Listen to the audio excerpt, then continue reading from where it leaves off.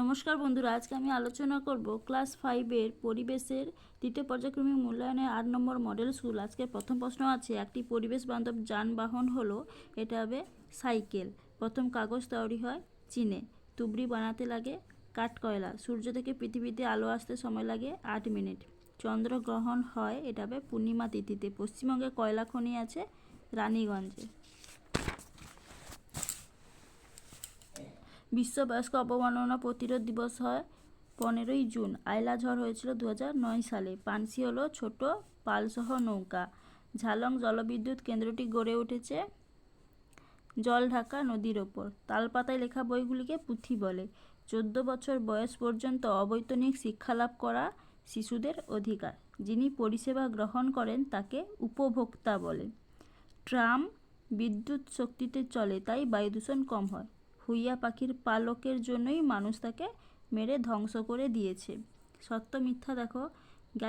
Galilei প্রথম radio তৈরি করেন, এটা ভুল। এটা হচ্ছে দূরবীন তৈরি করেন। চাপ ও চিলনি দুটি গাছের নাম, এটা সত্য।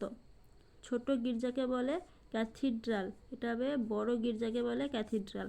তারপর দেখো, 1 অক্টোবর বিশ্ব বয়স্ক দিবস হিসেবে পালিত হয়, এটা সত্য। সুমেকা লেবি ধূমকেতুটি শুক্র গ্রহের ওপর আছড়ে পড়েছিল, এটা মিথ্যা। তারপরে বেমানান দেখো, বুধ শুক্র পৃথিবী প্রক্সিমা সেন্টাউরি, এটা হবে প্রক্সিমা সেন্টাউরি।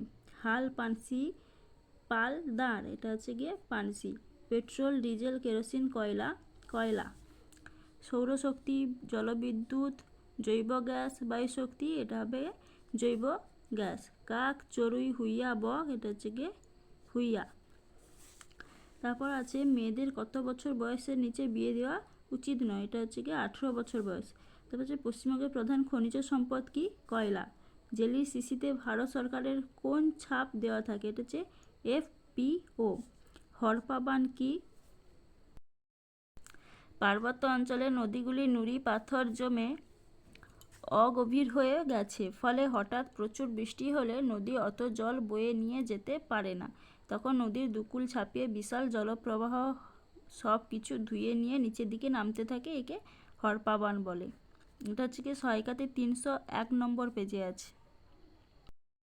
দুটি অপ্রচলিত শক্তির নাম লেখা রয়েছে, সৌরশক্তি আর জৈব গ্যাস। তারপর দেখো বাম দিক আর ডান দিক। মাজার হবে কবরস্থান। জেব্রা ক্রসিং হেঁটে রাস্তা পারাপার। সালফারের অক্সাইড অ্যাসিড বৃষ্টি।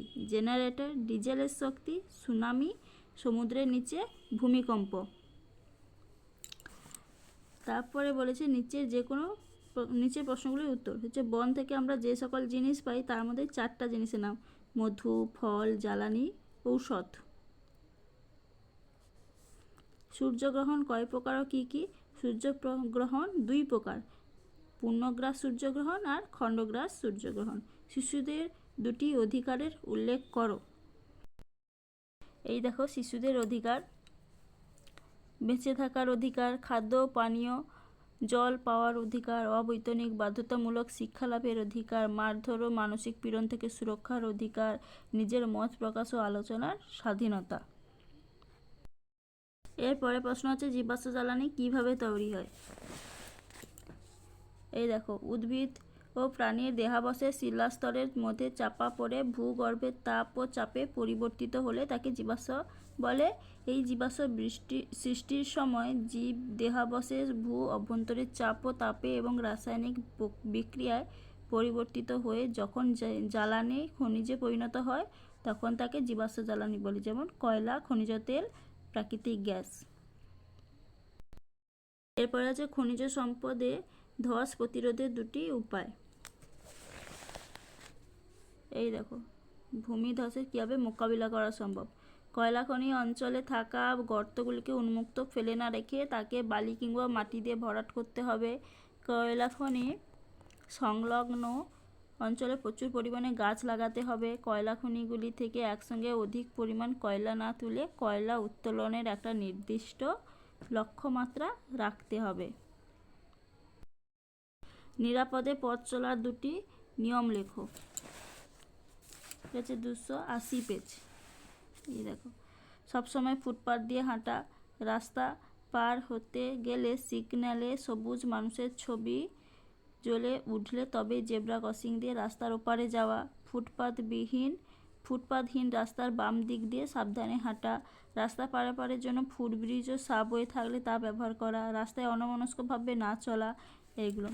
তারপরে কোশ্চেন দেখো, কিভাবে সূর্যগ্রহণ বা চন্দ্রগ্রহণ সম্পর্কে চিত্রসহ সূর্যগ্রহণ বা চন্দ্রগ্রহণ সম্পর্কে 4টি বাক্য লেখো। এই দেখো, চন্দ্রগ্রহণ, সূর্যগ্রহণ, চন্দ্রগ্রহণ হচ্ছে কি, চাঁদের ছায়া পৃথিবীতে পড়ে, সূর্যলোক বাধা প্রাপ্ত হলে তাকে সূর্যগ্রহণ বলে। আর পৃথিবীর ছায়া চাঁদের ওপর পড়ে, চন্দ্রলোককে বাধাপ্রাপ্ত হলে তাকে চন্দ্রগ্রহণ বলে। এই একই সরলরেখায় সূর্য ও পৃথিবীর মাঝে চাঁদ এলে সূর্যগ্রহণ সৃষ্টি হয়। আর একই সরলরেখায় সূর্য ও চন্দ্রের মধ্যে পৃথিবী চলে এলে চন্দ্রগ্রহণ হয়। অমাবস্যা তিথিতে সূর্যগ্রহণ হয়, পূর্ণিমা হচ্ছে গিয়ে চন্দ্রগ্রহণ হচ্ছে গিয়ে পূর্ণিমা তিথিতে হয়। আর দিনের বেলায় সূর্যগ্রহণ হয় আর রাতের বেলায় চন্দ্রগ্রহণ হয়। এরপরে শেষ প্রশ্ন দেখো, চিত্রসহ জলচক্রের বর্ণনা দাও। এই যে জলচক্র বলতে কি বোঝো? সূর্যের তাপে পুকুর, নদী, সমুদ্রের জল বাষ্প হয়ে উপরে উঠে যায়। উপরে উঠে ঠান্ডা হয়ে মেঘে পরিণত হয়। মেঘ থেকে বৃষ্টিরূপে জল পুকুর, নদী, সমুদ্রে ফিরে আসে। সূর্যের তাপে আবার পাহাড়ের মাথায় সঞ্চিত বরফ গলে জল ও পরে বাষ্প হয়ে উপরে উঠে যায়। এইভাবে জল কখনো মেঘ, কখনো বৃষ্টি, আবার কখনো বরফরূপে আকাশ বা পৃথিবীর মধ্যে ক্রমাগত ঘুরতে থাকে। একে জলচক্র বলে। এই হচ্ছে গিয়ে ছবি।